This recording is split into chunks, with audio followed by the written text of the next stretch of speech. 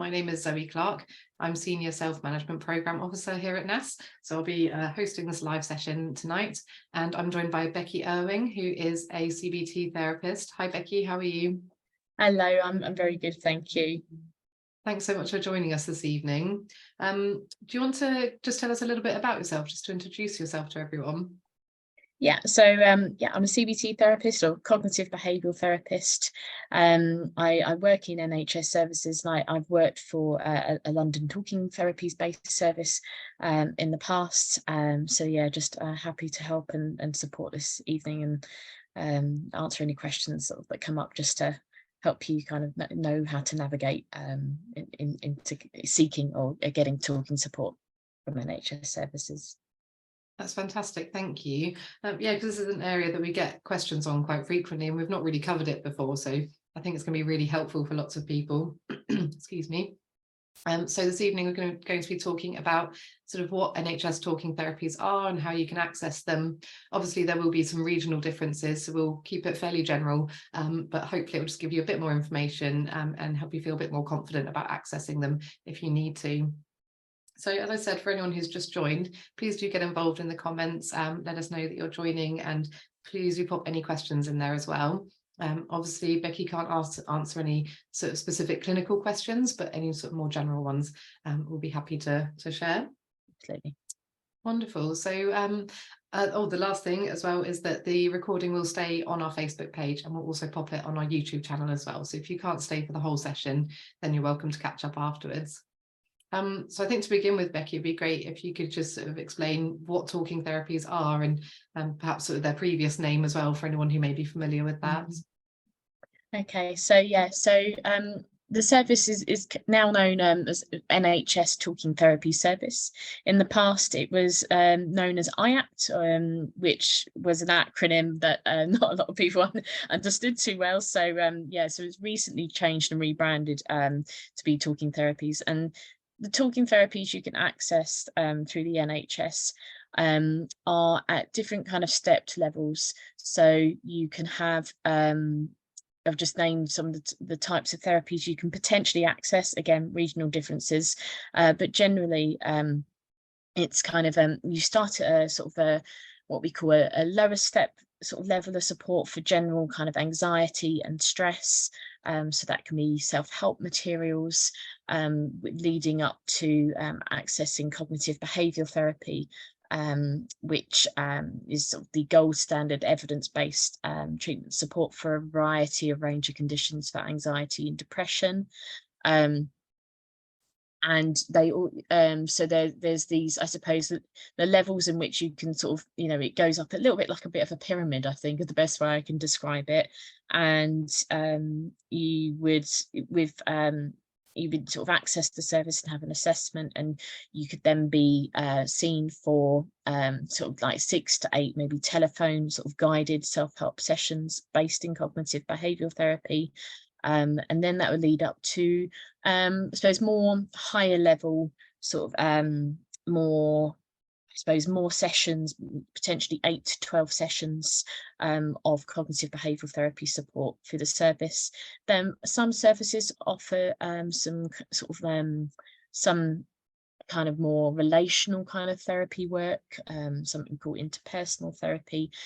Some of the talking therapy services have another sort of type of therapy called EMDR, which is another acronym. We're fond of acronyms in the NHS. And which stands for eye movement desensitization reprocessing, but essentially it's a type of trauma therapy. So there's different types of therapy essentially that you can access through a service. And also some services do offer more counselling based support. So the difference between those are, so cognitive behavioural therapy is very much based in the here and now, although does touch upon the past, and is quite structured and helps you find really active sort of ways and strategies to manage, which does include in terms of for chronic conditions and for chronic pain as well. So that's a little bit more structured. And then counselling is more that, I suppose, that talking through things maybe more from the past, how you think and feel about those things, but maybe not such structured sort of strategies to help you manage on a day-to-day level with those. So I think that's a general overview. Hopefully I've not missed anything, but there's the general sort of main talking therapy support you could access through NHS Talking Therapies. That's great, and it sounds really good that there's such a range of different things that's going to suit different people as well, depending on the issue and at that time. Yeah, that's great. And perhaps you could sort of share a little bit about why they may be helpful for someone with axial SpA, as a sort of persistent pain condition. Yeah, I think obviously the emotional impacts of having a chronic condition, ongoing condition, and the pain levels, which I assume, as an inflammatory condition, it will fluctuate from day to day, and how you think and feel about that, it can make you feel pretty low and anxious as well. And in terms of the specific support around that, I think, well, there are some specialists within Talking Therapies who are more chronic pain specialists, people who have had specific training around chronic conditions, lifelong conditions, the impact of the physical health on your mental health. They're not really separate. It's you're a whole human being. So it absolutely makes sense that how you think and feel from one day to the next will be different, and it's helping you to manage and come to meet, again, not speaking individually, but just having a kind of drawing kind of acceptance, having compassion for yourself and kindness, because sometimes when you're in a lot of pain, you may want to do things that you were able to do in the past but maybe can't do now, and there's the identity change as well that you have from having the condition. So that would definitely be explored as part of the therapy. You'd be looking at how does this condition affect you day to day, and thinking about what goals would you like for the future. Is it that you're able to able to get up and function and go out and live your life, or would you be able to head back into work? Or they would explore it on a obviously very individualized basis. But yeah, does that answer the question? Have I missed anything there? No, that definitely answers the question. And I think it's something that a lot of people with axial SpA or any sort of long-term condition would really relate to, as you say, that kind of change in identity and those fears of the future, all those things. I imagine most people with the condition have been through them at some point. Absolutely. And for anyone who's watching who's kind of interested in accessing these therapies, how would they go about doing that? So there's a couple of ways you can do that. You can go through your GP, but I would always recommend just have a look and Google for your local. On the main NHS page, it gives you an option to sort of search by area for your Talking Therapies service, and then there'll be an option usually to self-refer. And when you self-refer, again, there's a variety of ways you can self-refer. You can either call the service. There's usually a form that you can fill in and complete as well. So there's sort of the main ways of sort of getting that self-referral in. But obviously, if you need any help with that, they are open in terms of making sure that the service is accessible for you. So if there's any difficulties in completing forms, etc., giving them a call, or they can explore sort of helping you kind of get the information across to them. So self-refer, I always think is generally the sort of the preferred option, because you're taking that, I suppose, that ownership for your health. It's sometimes it can be a barrier to getting to a GP appointment to then discuss it, to then refer you on. So I always say self-refer is a great starting point for you anyway, and usually it's broken down quite into steps for you to get that referral in terms of what you might be struggling with. Oh, that sounds really good. It's nice to kind of demystify that process a little bit, particularly if someone's new to it. Yeah, absolutely. And you touched on this a little bit earlier about in terms of the different level of kind of support that's available. Are you able to give us kind of a general view of kind of what the sessions are like, or what that process is like for someone? Yeah, so again, it depends on what will happen first of all is you have an initial assessment with a practitioner in the service. Again, that varies slightly from service to service in terms of the length of the assessment appointment. Sometimes that's a 30-minute appointment, sometimes it's a 45-minute appointment, where you'll go through the difficulties and what you're experiencing, and they'll ask you lots and lots of questions to get kind of like a full understanding of the difficulty that you may be facing. Then from there, they'll have a discussion as to then, you know, what's the best avenue. They'll then be in contact, and then if they offer you maybe cognitive behavioural therapy or counselling, then you would go on a waiting list for that. And then when you reach the top of that waiting list, you would then commence a session with, let's say, a CBT therapist, for example. Let's say you've been for the assessment and you're experiencing low mood and anxiety because of the condition, so you get referred for cognitive behavioural therapy. You'll be told usually how many sessions, i.e. 8 to 12 generally. It may sometimes be longer, it really depends on the service. 12's kind of the golden number, if I'm honest, but yeah, 8 to 12 generally. And then in the session itself, the sessions are usually 50 minutes long, and in those sessions you'll go through like a structured process of starting to name how you've been affected and what you would like, what goals you'd like to set for the future, you know, in terms of that change of identity, for example, we talked about, or the emotions that come up, and you'll set some goals together.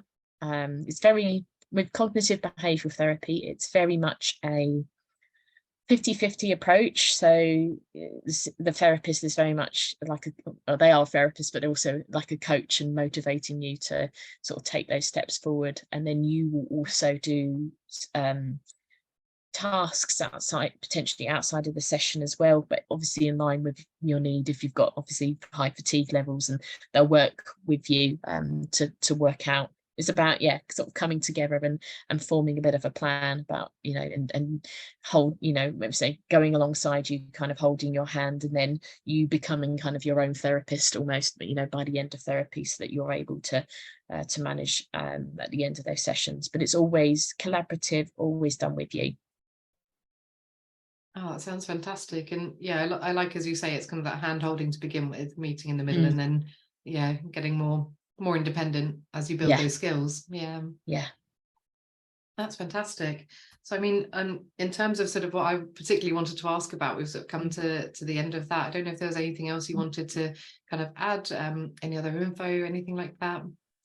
It's just thinking about, I think, accessibility, I think, as well. And there's I suppose, there's a variety of different, like, you know, potential offers. It could be a phone call, it could be video calls, it could be face-to-face. I mean, if you want face-to-face, definitely request it. So just, yeah, there are different ways to access if obviously there are difficulties in accessing. So and they're always open to feedback about how, like, to make that more accessible, so that you're, you know, it's about approaching, you know, there will be barriers that come up, and it's about approaching those barriers again together and working out how we overcome those barriers. So yeah, there's different formats for sessions, and usually they will work with you to work out what's the best sort of avenue. Again, it will also be dependent on area and resource and yeah, availability, but yeah, it's always worth asking for what you need, which can be really difficult and when you obviously experience a condition, and kind of voicing those needs. But yeah. Oh, it's good to definitely encourage people to, yeah, as you say, voice the needs and see what you can do to work around those. Definitely. That's brilliant. Thank you. So for everyone who's watching, please do pop any questions in the comments. We have had a question through already. I'm not sure if it's one you'll be able to answer, but I'm gonna put it to you, but feel free to let us know if you can't. And we do have some resources on the website, which I'll be able to pop in the comments afterwards, which hopefully will be helpful. But Junaid has asked, he's from Kashmir in India, and has asked sort of how to manage anxiety and depression during days when his arthritis are flaring up. He's had AS for 12 years now. Individually, probably can't answer, but I'm just think, like, from a general perspective, I talk a lot about compassion and kindness towards yourself. That would be probably the main thing I would suggest. Yeah, and just, when you've been experiencing this for a long time as well, the toll that can take on you. And it's, I would say, about kind of I suppose it's thinking about what is just about doable for you in a day as well, and trying to start to explore what your limits are, what your triggers may be for tipping point into that kind of anxiety. Appreciate I'm giving a very generalized kind of perspective here, but just kindness and compassion towards yourself, really. Definitely could not agree more with that. I think for anyone, but especially with axial SpA or any long-term condition, that is key. I think sometimes we end up kind of at the bottom of the sort of priorities, don't we, and put everything else first. Oh, I hope that's been helpful, Junaid, and we can share some resources in the comments afterwards as well. Brilliant. So please do pop any other questions in there. While we're giving some time for that, I'll also share our next Facebook Live is going to be on Tuesday, the 15th of August, 6 p.m. again. And I'll be joined by Jamie Boda from Yoga for AS, and he's going to do a lovely 15-minute stretch session. So you're welcome to join live, and you can then ask Jamie your questions, but also, as always, it'll stay on our page afterwards. So after the 15th of August, that'll be there, so you can have a nice stretch session anytime you need. Brilliant. So we don't have any other questions coming in, but I'll keep an eye on those over the next few days on the comment section. So feel free to add any questions there if you're watching on catch up. Excuse me. So just thank you so much, Becky. That's been really helpful. And I think this will be a really great resource for us to send to people that we speak to on the helpline and things like that, to kind of just give a bit of information on the Talking Therapies if they're considering referring themselves to it as well. That's fine. Thank you so much for having me. Thank you. And thank you everyone for joining, and hope to see you in a few weeks for the stretch session. Take care.